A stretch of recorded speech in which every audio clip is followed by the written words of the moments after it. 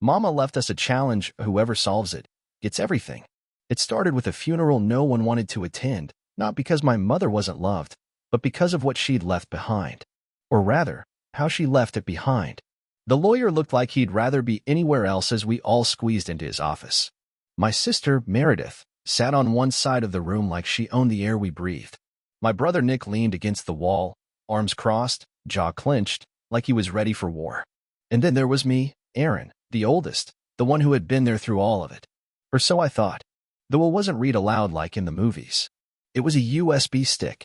Your mother requested this be viewed together, the lawyer said, sliding the flash drive into his computer. Privately. No copies, no discussions until it finishes. When the screen came to life, there she was. Mom.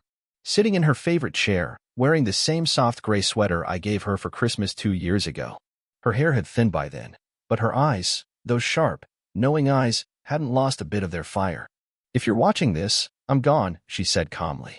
And I already know what you're thinking, each one of you. Aaron, you're wondering if being the oldest means you finally get what you earned. Meredith, you're ready to fight like you always do, even if you don't know what for. And Nick, sweetheart, you think this is all some kind of punishment. But it's not. We exchanged glances, the three of us frozen in place. You three were my whole world, she continued.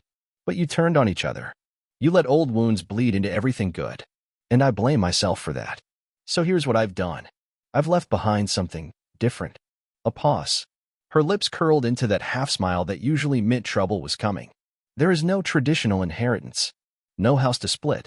No bank account to divvy up. Instead, I've left a challenge. A game, if you like. A test.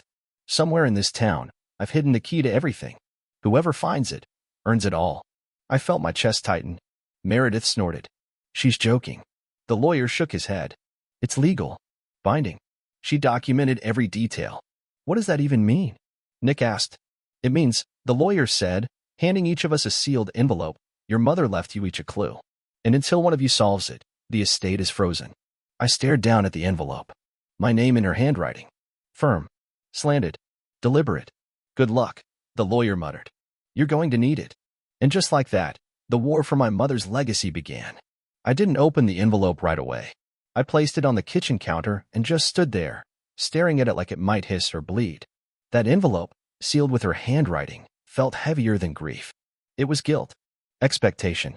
A final command from a woman who'd somehow managed to control the room even after she was gone. I poured myself a whiskey, sat down, and did absolutely nothing. Maybe it was cowardice. Maybe it was knowing that whatever came next wasn't going to fix anything. It was only going to drag us deeper into whatever twisted plan Mom had left behind. Nick was the first to break the silence. He called around 10. I could hear music in the background, people laughing, probably a bar. You opened yours yet? He asked. Nope, I said. He sighed. Meredith did. You know that, right? Already out there like she's solving a murder. Sounds about right. You think she really hid something? You watched the same video I did. Yeah, Nick said, and he sounded tired. Older than I remembered. She always did love her damn puzzles. We hung up, and I sat with the envelope for another hour before finally breaking the seal. Inside was a single sheet of heavy paper with her signature typewritten style. No frills. Just the truth. Find the place your father first kissed me. The answer is buried there. My stomach turned. Dad died when I was 12. Sunday morning, heart attack in the backyard. I was the one who found him, collapsed over the mower, hands still gripping the handle. Mom had screamed so loud the neighbors came running. But she never really screamed about it again after that. She never talked much about their beginning. I guess I figured it was too painful. Or too sacred. Or maybe both. I called Meredith the next day. I don't even know why. She picked up with a clipped, annoyed, yeah? Just wondering what your clue said. A bitter laugh. Of course you are. Solve your own damn problem. Meredith. Click. Typical. I should have known better. She was always like that, brilliant, calculating, exhausting. We hadn't been close since, hell, maybe since college. And that was only because we were broke and living together. I grabbed the old photo albums from Mom's closet. The ones she hadn't thrown out. Years of birthdays, camping trips, Christmas mornings, all trapped in glossy pages that smelled like dust and grief. And then I saw it. A photo of them in front of this tiny little diner. Dad had his arm around her shoulder. She was laughing, looking up at him like he'd just told the funniest joke in the world. It was dated 1983. On the back, in faded blue ink, her handwriting, where it all began. I don't know how long I stared at that line. Next thing I knew, I was in the car. The diner was 20 minutes outside of town, tucked between a hardware store and a boarded-up theater. I hadn't been there since I was a kid. When I pulled up, the neon sign buzzed half-dead, Evelyn's. I walked in. The place smelled like grease and old coffee. There were only two booths taken, one by an old man reading a newspaper, the other by a waitress folding napkins into triangles. She looked up as I approached. "You're late," she said, but smiled. I blinked. "Excuse me, aren't you Aaron?" I nodded slowly. She reached behind the counter and pulled out a small manila envelope. "Your mom said you'd come."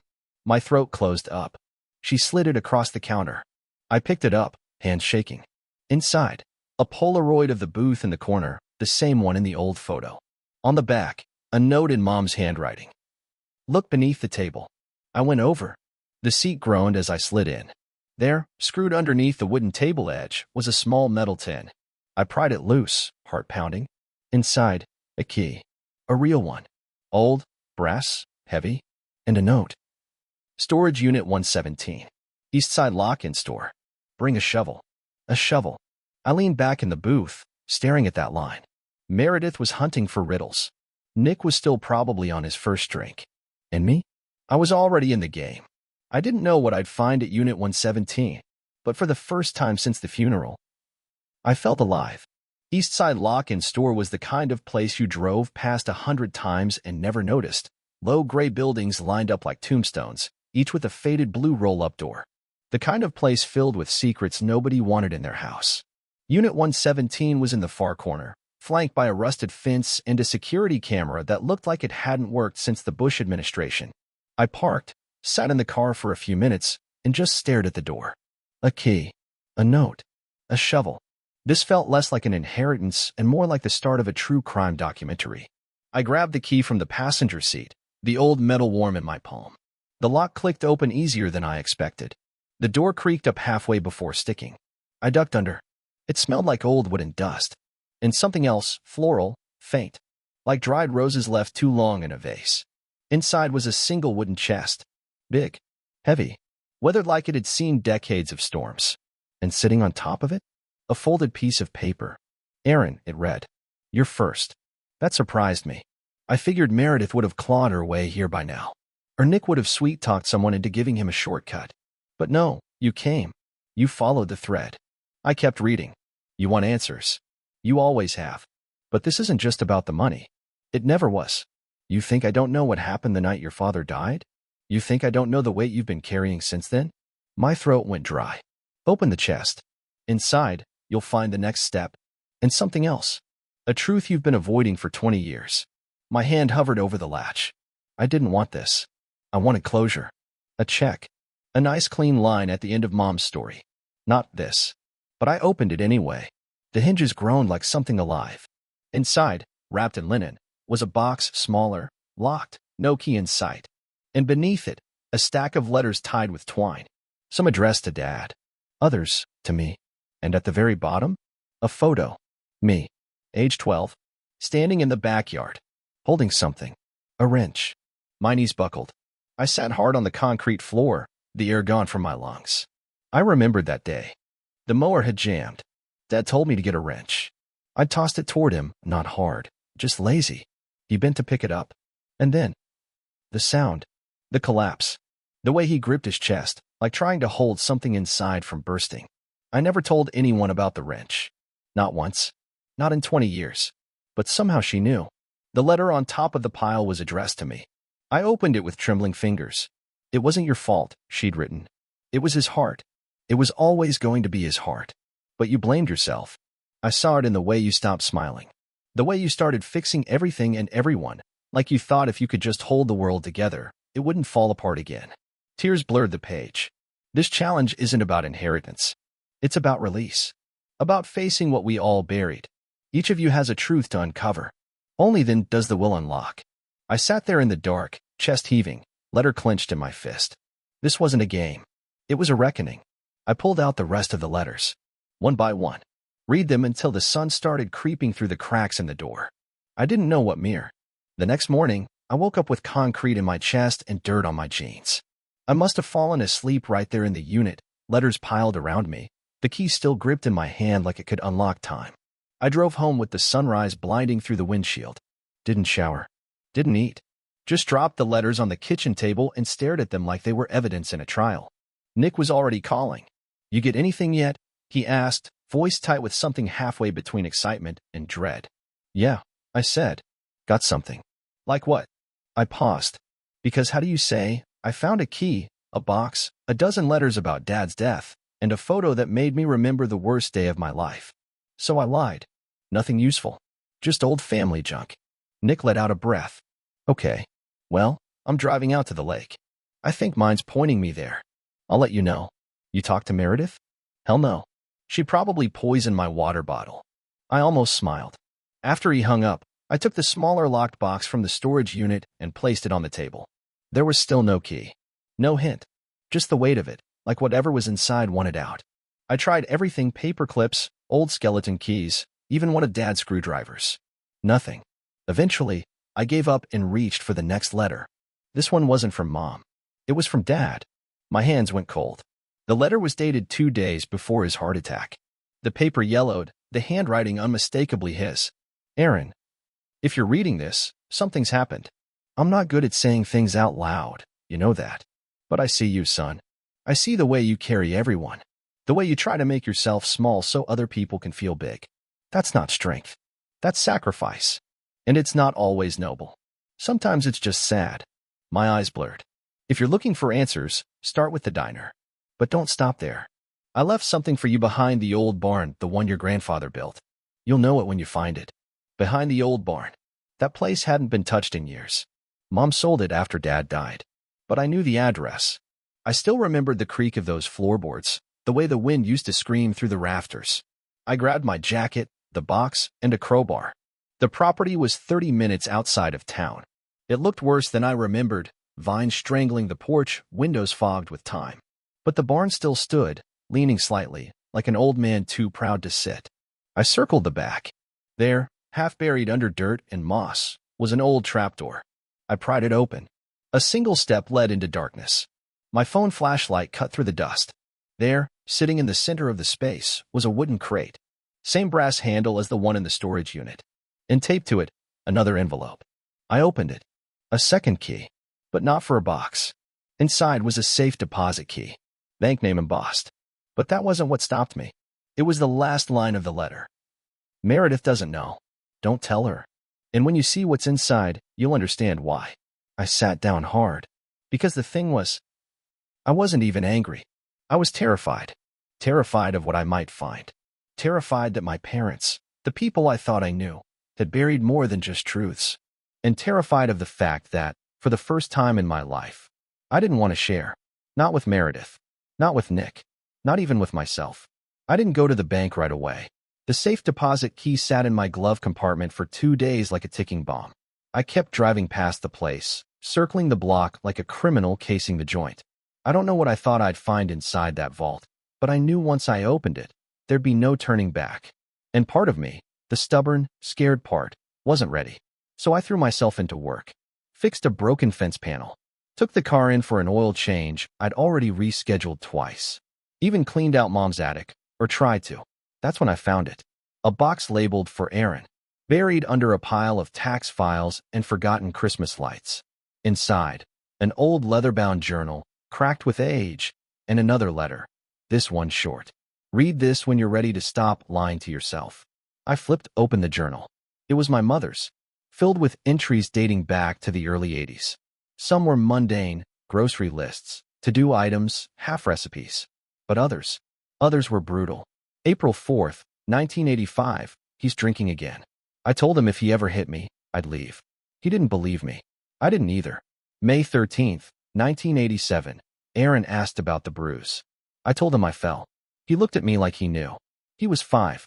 July 19th, 1992, I caught Meredith with the checkbook. She was forging my signature. Nick says it's just teenage rebellion. I know better. That girl's always playing angles. I felt the floor shift beneath me. This wasn't just a journal. It was a confession. The whole thing painted a picture I'd only ever seen in fragments. The kind of memories you suppress because the truth is too ugly to live with. I thought our family had cracks. Turns out, we were a dam with a slow leak, and Mom had been patching it with silence. I drove to the bank the next morning. I walked in like a man heading to the gallows. Told them I had a box to access. Gave them the number. The woman behind the counter gave me a smile that didn't reach her eyes and led me to a quiet back room. Box 1107. I slid the key in, turned, lifted the lid.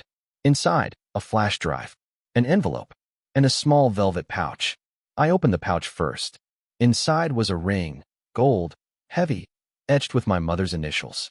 Not her wedding ring. Something older, almost regal. The envelope had one line on the front. Play the video before you read this. I pulled out my laptop, plugged in the flash drive, and clicked the file. There she was again. My mother. Same gray sweater. Different message. Aaron, she said, voice softer this time. If you're watching this, it means you've come further than I thought you would. And you've done it alone. That matters. Because what comes next isn't easy. She looked down, took a breath. There are things I never told you. Things about your father. About Meredith. About what really happened with the family trust. I tried to do the right thing, but I was scared. And now, I've left you with the truth. All of it. In the folder marked Holloway Holdings. She looked up, eyes wet. Your father wasn't just a mechanic. He wasn't just your dad. He was part of something bigger. A legacy that started long before you were born. And when he died, that legacy became complicated. The video ended. I opened the digital folder. Inside, documents, scans, legal forms. Pages and pages of business dealings, offshore accounts, shell companies. And at the center of it, a name I didn't recognize. R. Holloway. A trust fund established in the 70s. Millions in assets. Multiple beneficiaries. And guess who the trustee was? Meredith. My pulse spiked. She'd known. All this time. She'd known about the money, the trust, the hidden family fortune, and she said nothing. Played dumb. Let me grieve. Let me drown in guilt, while she sat on an empire. The letter in the envelope was short. Aaron, this is yours now. The trust transfers to you upon verification of this video and your identification. Meredith will contest it. She always does. But this time, the truth is on your side. Don't flinch. I folded the letter, put the ring in my pocket. Then I called my sister. She answered on the third ring. What? We need to talk, I said. Face to face. A pause. Why? Because I know. About the trust. About the money. About everything. Silence. Then. You don't know shit, Aaron. Then prove it. Meet me at Mom's house. Tonight. Another beat of silence. Fine. She hung up. And I sat there, heart pounding, realizing I had just declared war on the one person in this family who never loses. She showed up 10 minutes late, naturally, stepping out of her sleek black SUV like she was arriving for a press conference instead of a family reckoning. Meredith never did anything without control. She wore all black. Big sunglasses. No makeup. But somehow still managed to look like she was 2 moves ahead of me. I opened the door before she could knock. Inside, I said. She didn't speak as she passed me. Just scanned the room like she was assessing a crime scene. We hadn't been in this house together since the funeral. It smelled different now. Hollow. I led her to the kitchen table. The box, the flash drive, the journal, everything was laid out in neat little rows. My version of evidence. She stared at it, then at me. You really think this changes anything? I know it does. She picked up the trust papers. Didn't even flinch. So what? You found the golden egg. You want applause? A medal. I want the truth. She laughed sharp, bitter. You think I kept it from you? Aaron, I didn't even know the full scope until a year ago. And by then, it was too late. Mom didn't trust me. She locked me out the second I started asking questions. And yet, you stayed quiet. Because I knew if you found out, you'd do exactly this, play martyr. Pretend you're the wounded hero when you were never the one she had to fight tooth and nail for. Her voice cracked. You were always the favorite. That hit me harder than I expected. You think I wanted to be? Didn't matter what you wanted. You were. While I was learning how to write checks to cover Dad's debts and explaining to Nick why our electricity got cut again, you were off at college. Getting degrees. Writing poems about broken men and whiskey. I never asked for any of that. No. But you got it. Silence. She sat down. Finally. So what now? She asked. You take the trust. Throw me out of the house? No, I said quietly. I want to know what you're hiding. What Mom meant when she said you'd try to bury the truth. She looked away. Her fingers trembled just slightly. It's not about the trust. It's about Dad. What about him? She hesitated. Then, he wasn't just drinking, Aaron. He was dangerous. Violent. Not all the time. But when he snapped. She looked up, eyes burning. I have scars. You just didn't see them. Because he never hurt you. You were his golden boy. But me? And Mom?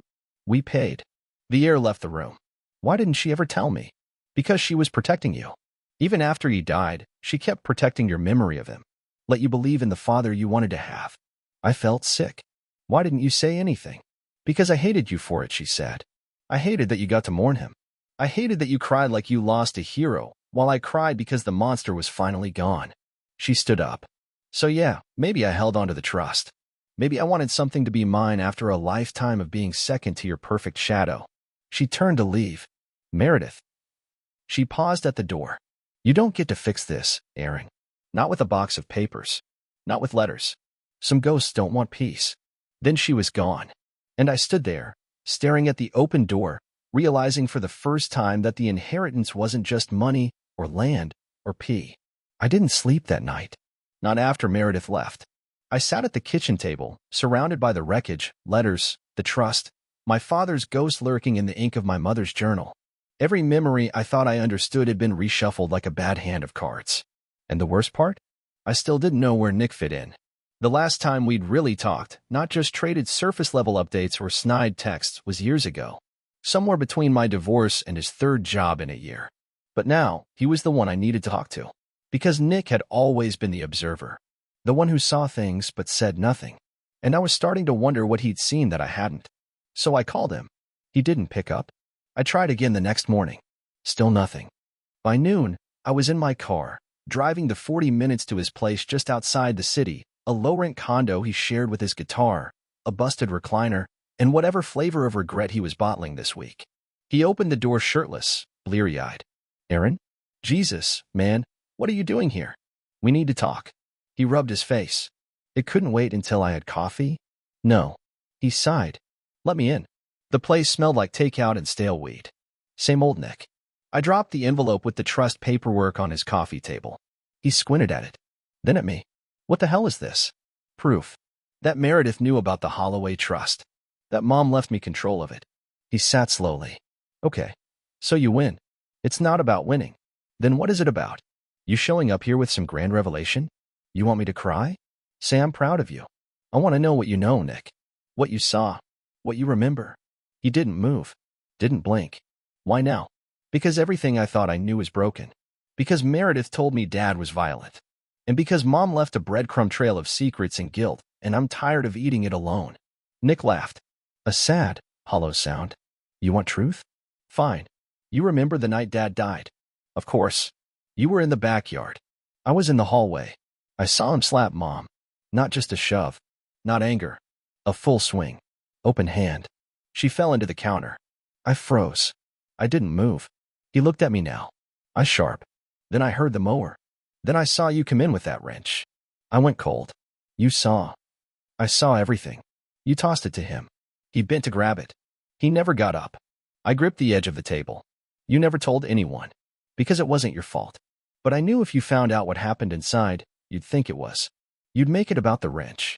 About the moment. You'd carry that guilt like it was a badge. He leaned back. So I let you. I let you believe you were the broken one. Because it kept you from digging deeper. I stared at him. At my little brother. The one who joked through funerals and disappeared during fights. He'd been protecting me this whole time. Nick, don't thank me. Don't apologize. Just don't lie to yourself anymore. None of us made it out clean. We all carry pieces of him. Silence settled over us like dust. I looked at the trust papers. At my mother's ring in my hand. And suddenly, none of it mattered the way I thought it did. Money. Property. Legacy. This wasn't about what we inherited. It was about what we survived. Come with me, I said. Where? Home. He nodded. And for the first time in decades, the three of us, broken, bitter, bound by blood, were finally going to sit in the same room again. And finish what our mother started. We met in the living room. Me, Nick, Meredith. No lawyers. No more letters.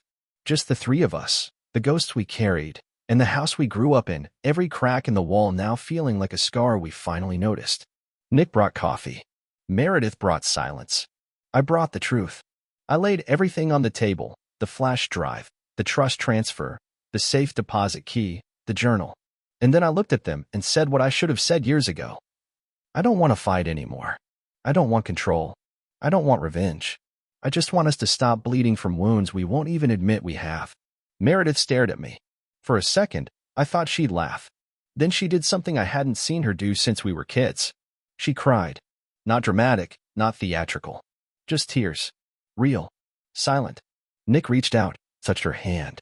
She didn't pull away. What do we do now? He asked. We decide, I said. Together. What to do with what Mom left us. The money. The property. The truth. It took hours. We talked. Fought. Laughed. Even. Told stories about Dad, the good ones and the bad. Let ourselves remember without the edits. Meredith admitted she'd always feared Mom would give everything to me. Nick confessed he used to steal cash from Dad's wallet just to feel like he had some control. And I told them about the wrench. About how I'd carried that guilt like a backpack full of bricks. We aired it all. The ugly. The painful. The parts we never said out loud because we thought saying it made it worse. It didn't. It made us human again. By sundown, we had a plan. We'd keep the house. Turn it into something real, a place for people who needed to escape what we survived. A shelter. A resource center. Maybe both. The Holloway Trust would fund it. Fully. Permanently. The rest, whatever was left, we'd split evenly. No lawsuits. No secrets. No more hiding. When the paperwork was filed 2 weeks later, Meredith showed up with a bottle of bourbon. The expensive kind Dad used to keep on the highest shelf. We drank. We toasted. To the truth. To our mother. To what it means to finally come home, not to a house, but to each other. And in that moment, as the sun dipped behind the roof and the floor creaked beneath our feet, I realized something. We hadn't inherited a fortune. We'd inherited the chance to start over. And for the first time in my life, that felt like more than enough. 3 months later, I found myself standing on the front porch of our childhood home, holding a hammer in one hand and a blueprint in the other. The sun was just starting to rise. The morning dew clung to the grass, and the old oak in the front yard, the one Dad used to hang Christmas lights on with too many extension cords, stood taller than I remembered. Nick was already in the back, unloading lumber from a rented truck. Meredith showed up 10 minutes later in jeans and boots, hair tied back, carrying 2 boxes of donuts and a tool belt.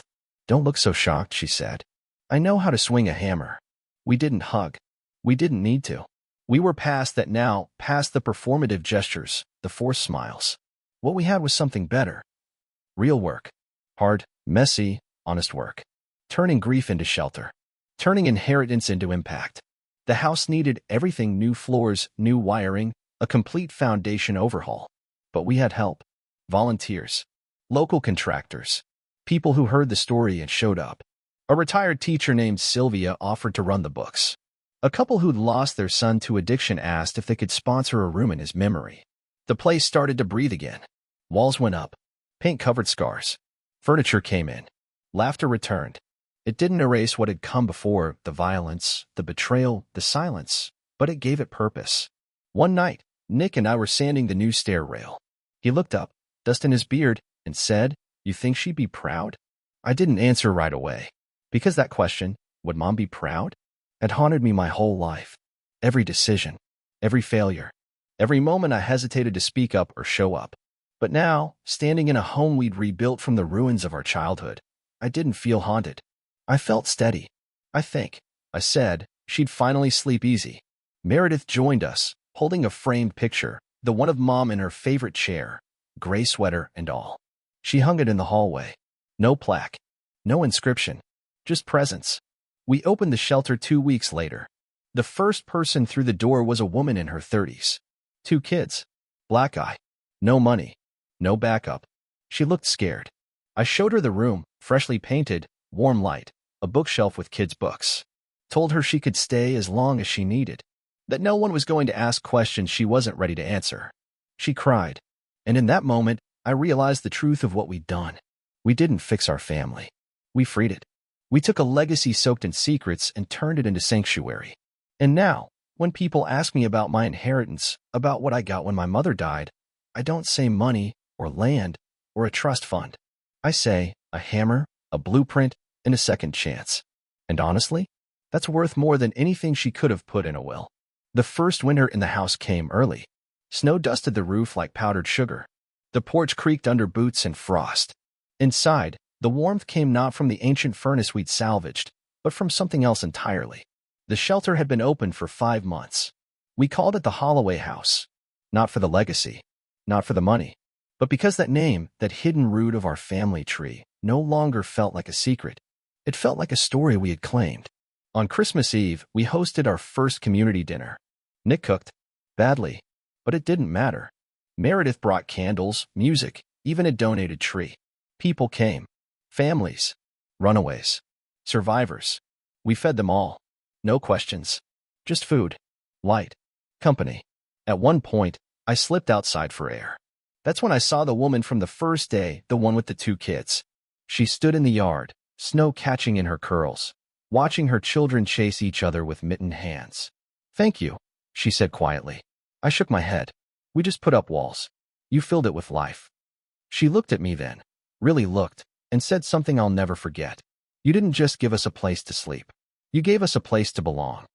Inside, laughter echoed. Meredith was arguing with a 7-year-old over who got the last candy cane. Nick was pretending not to enjoy playing Santa. I watched them through the frosted window, saw the siblings I'd once lost to grief and silence, now making paper snowflakes with strangers who felt like family. And I thought of Mom, how she'd orchestrated everything. The letters, the clues, the brutal honesty, not to tear us apart, but to force us to see each other clearly for the first time, to make us choose each other. After dinner, we sat by the fireplace, just the 3 of us. No drama, no competition, just a quiet, shared understanding that we had walked through hell and built something worth keeping on the other side. Meredith pulled out a photo album we'd found in the attic, one none of us had dared open until now. We flipped through it slowly. Baby pictures, vacations, Dad smiling, before the anger, Mom holding Nick in the hospital. One shot of the 3 of us in Halloween costumes, arms slung around each other like a trio of misfits who hadn't yet learned to hide their bruises. We didn't speak. We didn't need to. The story was in the silence, in the forgiveness, in the space we'd made for something new to grow. Not perfect, but real. So when people ask how I survived losing my parents, I tell them this. I didn't just survive it. I inherited it. The pain, the damage, the silence. And then, I did something no one expected. I turned it into a home. That was the real inheritance. And we finally earned it.